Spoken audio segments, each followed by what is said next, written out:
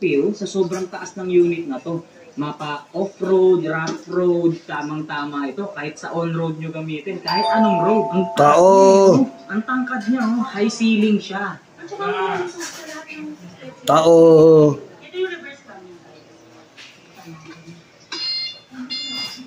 Yun. Kita mo? Kita nyo yun. Ang mga order dyan. May background. Ayos na. Kuya? Meron siyang kasamang tribulo. Oh, yun nga. Kinakita natin kanina. Darating na halalan mo dito kalilimutan. Lisa Lorraine pa. Ibang klase yung harapan nito, mama. Kaya pwede Tingnan nyo. rin siyang pwede rin siyang sa pero mga paki. May bigote, tapos meron siyang basket dito. Parang iba na yung forma ng isang to, ma'am. Parang shuttle service na to, ah. Oh, Parang siyang minibus. minibus. Tama ka nang nabanggit.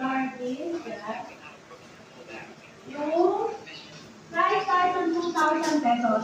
O yan, sa mga naghahanap ng bargain na e-bike, guys, 2,000 pesos lang. Ito yung mga pagpipilian nyo. May e-bike na kayo.